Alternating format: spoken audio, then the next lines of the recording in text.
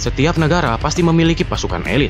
Disebut sebagai pasukan elit karena hanya yang mempunyai kemampuan di atas rata-rata yang akan bisa masuk ke dalam kesatuan ini.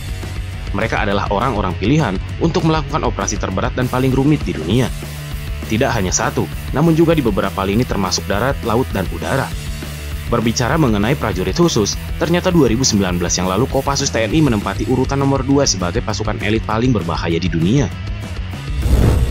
Hasil ini ditentukan berdasarkan polling yang dilakukan secara internasional melalui Global Firepower dan Top Tens. Komando Pasukan Khusus TNI Angkatan Darat ini memang tersohor lantaran sejak 2004 yang lalu selalu menempati posisi 10 besar sebagai tentara elit paling berbahaya di dunia. Kemampuan mereka bahkan bisa mengacak-acak prajurit terlatih dari negara lain. Meski demikian, posisi keseluruhan militer Indonesia berada di peringkat ke-14. Berikut ini adalah deretan pasukan elit paling mematikan di dunia. Namun sebelum lanjut, support kita dengan klik subscribe dan nyalakan juga lonceng notifikasinya, biar kita bisa berbagi info unik dan menarik lainnya yang ada di dunia ini.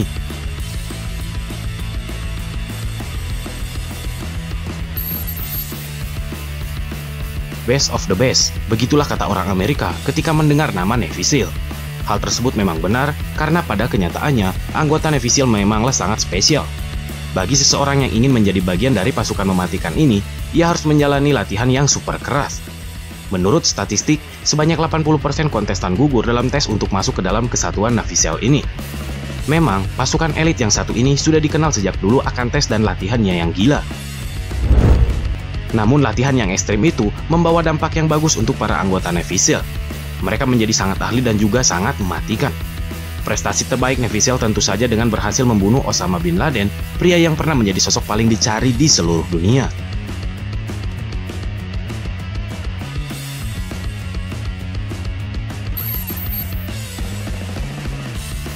Kemampuan Kopassus sudah menggema di zaman konfrontasi antara Indonesia dan Malaysia. Pada tahun 1961 hingga 1666, meletus gesekan dengan negeri jiran yang ditasbihkan lewat Komandan Gempuran Presiden RI pertama Insinyur Soekarno bernama Dwi Komando Rakyat atau Dwi Korat. Soekarno mengutus tentara Baret Merah ke hutan Borneo untuk menghadapi pasukan SAS, pasukan elit yang amat dibanggakan oleh Inggris karena Malaysia termasuk negara persemakmuran negeri tiga singa tersebut. Kelihayan Kopassus ternyata bisa memukul SAS mundur, bahkan berhasil menewaskan 3 prajurit SAS yang akhirnya digunakan Soekarno untuk propaganda. Melihat tentara terlatihnya gugur, akhirnya Inggris mengambil kebijakan militer di perbatasan Indonesia-Malaysia dan memerintahkan pasukan tersisa untuk kembali balik arah. Peristiwa itu bisa jadi takkan pernah dilupakan oleh semua pemerhati militer di dunia dan tetap memperhitungkan kesatuan Baret Merah sebagai tentara elit yang cukup berbahaya hingga saat ini.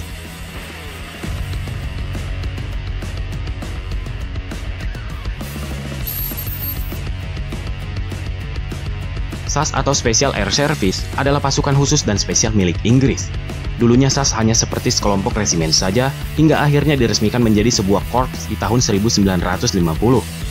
SAS sudah dikenal sejak dahulu di masa Perang Dunia Kedua, dan mereka dikenal gila, taktis, dan mematikan. SAS sendiri memiliki operasi khusus sendiri mulai dari counter terorisme sampai operasi penyelamatan sandera. SAS hanyalah bisa diisi oleh orang-orang yang spesial yang lolos dalam berbagai tes gila yang menurut kita sudah di luar akal. Mereka akan ditempa selama berminggu-minggu untuk menjalani tes fisik saja.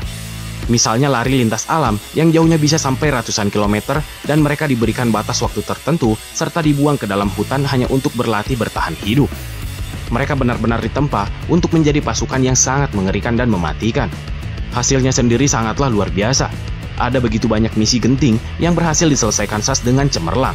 Misalnya konflik Timur Tengah di tahun 1943, Irak, dan masih banyak lagi yang lainnya.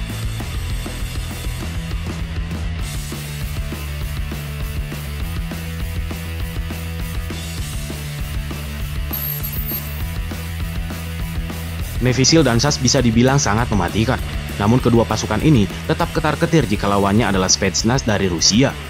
Pasukan ini punya reputasi yang mendunia bahkan sejak beberapa dekade yang lalu. Sama seperti pasukan elit di negara lainnya, Spetsnaz ini diisi oleh orang-orang yang spesial dan di atas kemampuan rata-rata. Spetsnaz sendiri juga punya standar yang begitu kejam dan tak manusiawi dalam proses perekrutan anggotanya. Namun ketika para kandidat lulus, mereka boleh dengan bangga memakai baret khusus Spetsnaz dan siap diterjunkan di misi-misi yang tak sanggup dilakukan oleh para tentara biasa. Tentang rumor Spetsnaz yang sudah mendunia, hal ini memang benar adanya. Tidak hanya karena pasukan spesial ini begitu mematikan, mereka juga dikenal sebagai tutor atau guru bagi banyak pasukan militer dari beberapa negara di dunia. Seandainya para teroris tahu jika lawan mereka adalah Spetsnaz, mungkin mereka akan pasrah antara mati atau kalah.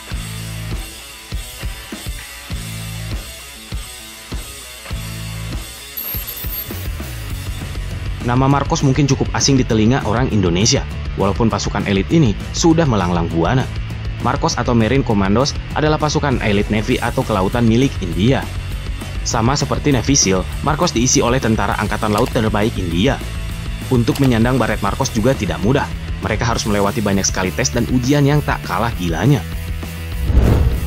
Marcos punya reputasi yang mematikan di kalangan teroris, terutama yang di daerah operasinya berada di sekitaran kawasan India. Bahkan para teroris itu punya gelar sendiri untuk pasukan yang satu ini, yaitu Dadiwala Fauj, atau yang dalam bahasa Inggrisnya berarti Bearded Army. Entah apa alasannya pasukan ini diberi gelar seperti itu.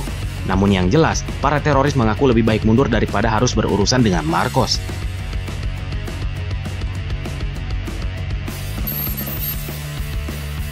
Mungkin banyak di antara kalian akan melewatkan Pakistan ketika membahas tentang pasukan elit khusus.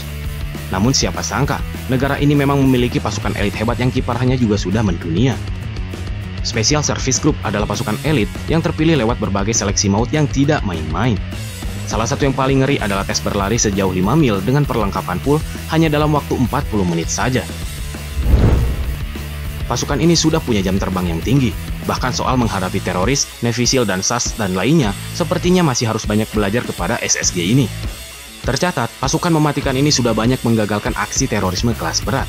Mulai dari pembajakan pesawat Pan AM Flight 73 di tahun 1986 sampai Desember 2014 yang lalu, di mana mereka berhasil menyelamatkan sebuah bus dan para penumpangnya dari aksi terorisme.